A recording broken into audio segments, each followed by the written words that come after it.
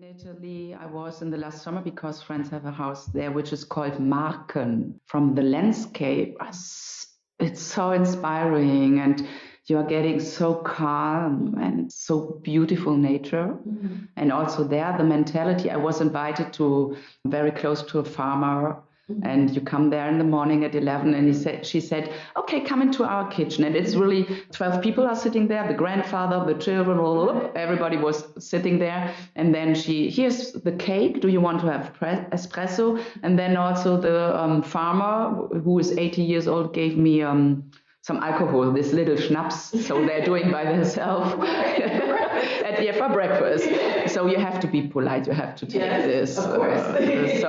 And this is what I told you before, that the mentality is so this is the different maybe to Germany. There's a word gastfreundlich. So they are open to foreigners. Okay. So you are getting invited directly to the house and they share their food. This is Collective Drift. I'm your host, Erica Vernay Knowles. This platform was created to celebrate all women, the beauty of their cultures, and international travel experiences. Welcome to Collective Drift. Hey everyone, welcome back to Collective Drift. I'm so glad you're here with me. And if you've been enjoying the show, please click subscribe right now. And if you like this episode, remember to click the like button and leave a comment to let me know and let Sandra know what you thought about this episode. So yes, we are back again with Sandra Christmann from Düsseldorf, Germany. In part one of this interview, we got to know her. We talked about her, about Sandra's past career, her experience with kite surfing, the women who have influenced her, and the steps that she's made to help people in need. We touched the topic of her international travel experience briefly, so let's dive into it properly now. Sandra's favorite places are Kenya, Italy, and Paris. But of course, her favorite city in the world above all of those other places is Düsseldorf, Germany. Remember, Collective Drift is taking up AARP's challenge to reinvent what it means to age. Remember, what you do after 50 can be just as amazing as what you've done before 30. It's time to disrupt aging. This is part 2 of the first of 3 episodes in partnership with AARP, highlighting amazing women from around the world who have disrupted aging. Go to aarp.org/disrupt-aging to learn more. Now let's get right to this interview with this wonderful age disruptor, Sandra Christmann. Where is a place that you feel really connected to? So first of all, it is Kenya. Okay. Not only because we built the school there and we met a lot of people there, it's also when I fly to Mombasa, when I come down, I can not really explain it. When I smell the air, Right. when I see the colors, when I feel the ground, I feel so free. It's something like, I don't know, it's giving my soul some kind of freedom. Wow. I cannot explain why it is like this. I go to Africa and then I think, whoa. So I really feel that my inner, like your soul. Yeah, my inner soul is getting some kind of freedom and of being free. So when I'm in Africa, I think, I can do anything. Wow. So I'm totally free. So I'm getting overwhelmed. Wow. Something like this. It's Africa. The other country I really love is Italy. So I studied Italian. And when I'm in Italy, I have friends there. I go every summer for 1 or 2 weeks to Italy. And I like this mentality. It's one hand is washing the others. They really enjoy, the Italian people enjoy the food, amore, the laugh. And it's really like this. Like you think Italian people are like, it is like this. They really live with every... single pore. I don't know the word. Yeah. And this is also some kind of my mentality. It's something like, okay, one hand is washing the other, and let's make a deal like this. And I'm coming today, and when I come today, 2 hours later, it's fine, relax. So there's a flow, in their lifestyle I really like, because I'm also for a German person, I'm very unconventional. Yeah, because I'm sometimes also doing, so it's something like this. Yeah, I have an order, but sometimes I also have a very chaotic way also of doing business. Okay. So I'm doing people business, and this is why I'm successful, and not because I can do a contract very well. Okay. So yeah, it's relationships and people business. You're able to flow. Yeah, and this is what I like in Italy, especially. What have you taken away from Italy? What have you learned from it? That's now a part of you. Yeah, to cool down, to cool down, and to really enjoy every day and what life is bringing you. Right. To have a more relaxed and open. Okay. Yeah. As in Spanish, I wish it was in chevre. No. There's the word chevre. Okay. And in Kenya, what have you taken from Kenya? So Kenya is bringing to your roots, especially because you have to accept the roots of the people there. You're looking at your own roots. And how can I explain it? When I'm in Africa, I have the idea of myself that my roots are not only the roots of Europe. Right. So it's more deeper. Wow. It's not easy to explain, to be honest. Because it's not my language. I can do it in German, but I cannot do it in English. So it's more archaic. So when I'm in Africa, I'm not a German person, I'm a world person. Okay. I want to ask you about your favorite experience. So for me in my life, or regarding the traveling, regarding traveling, because for me in my life, it was my daughter. It is my daughter, of course. Well, she's inspiring every day. But you can tell me about that. Tell me. So every day I'm very thankful because I have Lana in my life. So she's my favorite person. In Germany, we say Lieblingsmensch. Lieblingsmensch. Yeah. So with getting a child, you're giving something up from you. You're not so selfish anymore, because this is the only person in the world I would die for, no one else. So when someone was asking me, she or you, I would say, okay, take me. And this gives me some strength and also happiness. Because before my child came, when I was pregnant, the day when someone told me, the doctor, I went to the doctor and said, I feel so bad, I don't know, maybe it's a climate change and something like this, 26 years ago. He said, oh no, you are pregnant. And the first thing was, oh my God, I'm pregnant, I'm 25 now. No, I was 24. I was 1 year together with this man. And I said, oh my God. And the second thing I was, now I have to pay for her. I cannot buy any shoes anymore or something like that. So very selfish. So that's 24. Yeah, I was 24. And then I looked down to my, how do you say this? Uterus. Yeah. I looked down to my stomach here and I said, hello.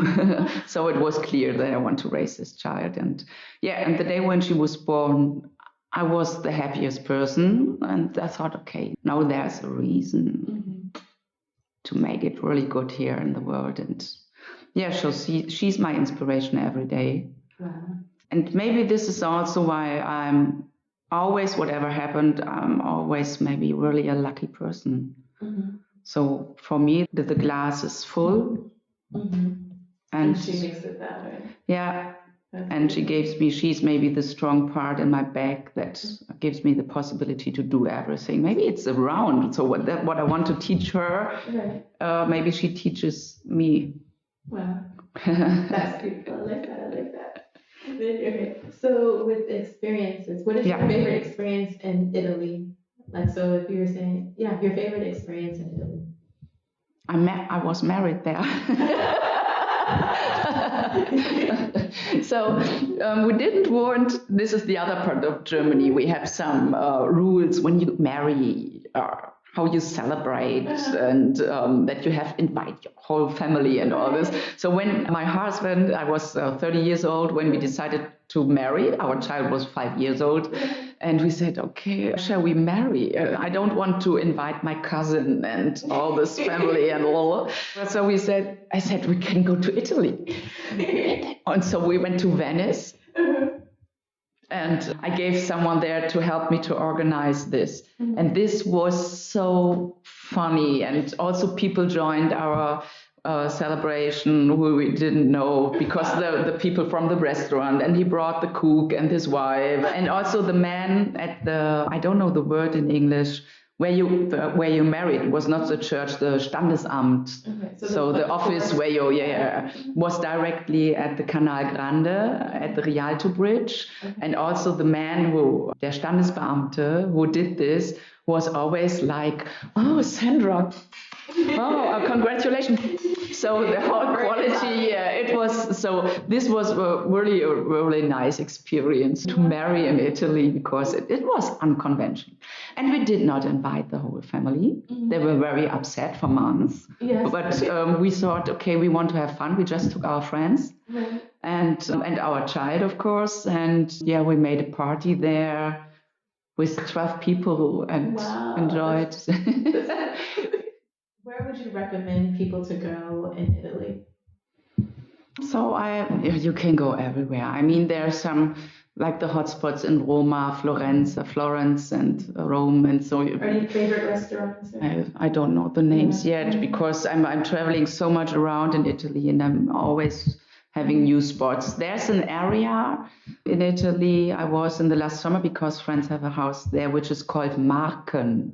I will write it down to you, which is in the middle. It's more south of the Toscana, which is very favorite, but the Marken are from the landscape. It's so inspiring, and you are getting so calm and so beautiful nature. And also there, the mentality, I was invited to very close to a farmer, and you come there in the morning at 11, and she said, okay, come into our kitchen. And it's really 12 people are sitting there, the grandfather, the children, everybody was sitting there. And then here's the cake. Do you want to have espresso? And then also the farmer, who is 80 years old, gave me some alcohol, this little schnapps, so they're doing by themselves for breakfast. So you have to be polite, you have to take this. Of course. And this is what I told you before, that the mentality is this is the different maybe to Germany. There's a word gastfreundlich, so they are open to foreigners. Okay. So you are getting invited directly to their house, and they share their food. Okay. So you have this very often in the southern countries of Europe. Okay. This is very typical for Spain. For Spain, Portugal, Italy. So if you go to Italy, you must make a good friend. Yeah, just go to Italy and enjoy your time, because you will get invited. Wow.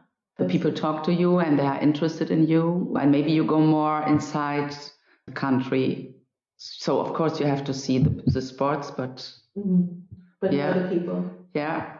What would you say about, I know we're I forgot something. Go ahead. I love Paris. Okay. I love Paris.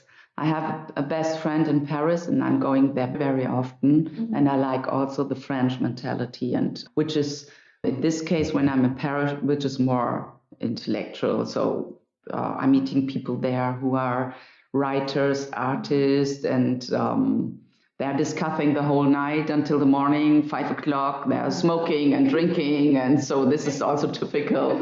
I forgot to mention this, and I'm also a Paris fan. Yeah. I'm in Paris. I've been to Paris and to Rome, but I need to go back. I was only there both places for a short amount of time. Yeah.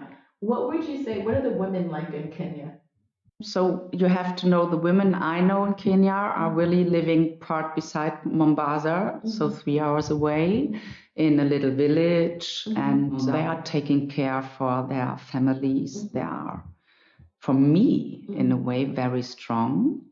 They do not have all the rights they deserve and we have, but I noticed that they are also very open-minded and engaged, and they are also fighters.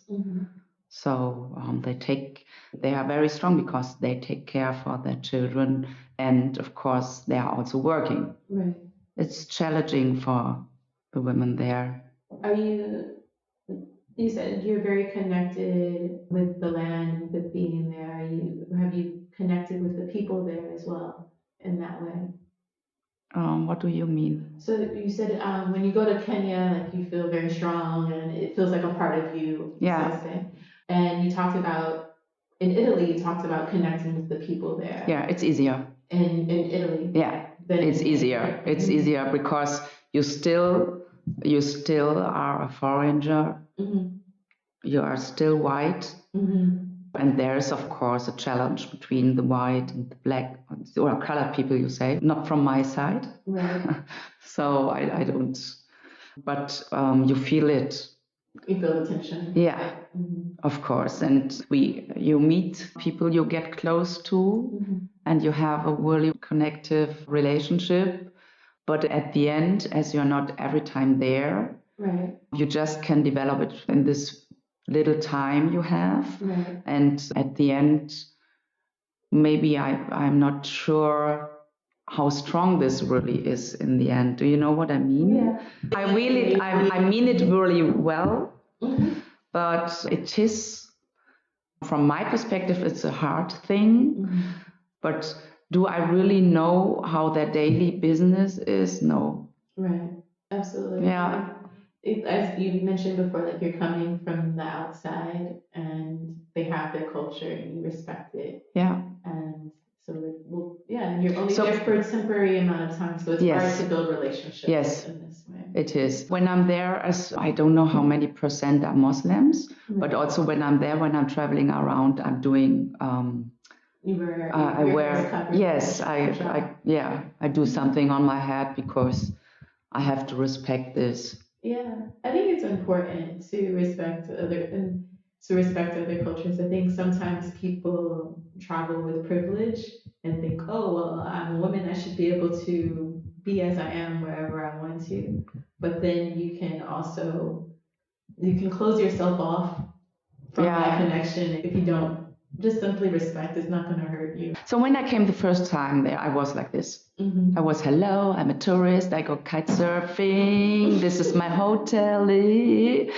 So then this happened with the school, and then we met the children, and then I totally changed very fast. So I thought, okay, Sandra, now you're in another country, and they have another culture, and please respect it. So I totally changed in my behavior. Yeah. Okay. But this wasn't difficult. This was easy. This is some part of my character to respect other people. Absolutely. Yeah. Düsseldorf. Yeah. So, favorite city worldwide. Yes. Yeah. What are your favorite places? What if someone comes to Düsseldorf? Okay. What would you tell them to do? Where would you tell them to go? Yeah. So when you come to Düsseldorf, you have to spend your time at the river, at the Rhine. The Rhine is going through Düsseldorf. Right. You have to go to K21, the museum, and also to the Museum Kunstpalast and NRW. So we have several museums here which have such a high international quality. And so this is an art city. Right. Part beside of Berlin, Düsseldorf for me is a German art city. Mm-hmm. Then we have so from a cultural perspective, you have to go to the opera, you have to go to the theater, the Schauspielhaus, mm-hmm. you have to go to the concert in Tonhalle. Mm-hmm. So this is the cultural stuff, and we have a lot of very great galleries here. The gallery scene that's also the reason why the region is so strong in art and culture that I decided to work for the art fair here in Düsseldorf, right? And then you have to go to the old city. Mm-hmm. You have a lot of boutiques for shopping, and we have a very famous street in the middle of Düsseldorf, which is called Königsallee, mm-hmm.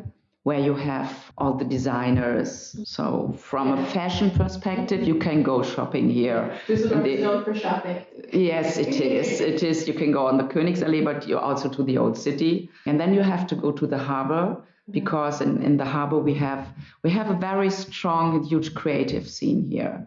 Also a lot of startups, a lot of agency and media agencies and live communication agency, and also the big PR agencies like BBDO, Ogilvy, Gray are based here.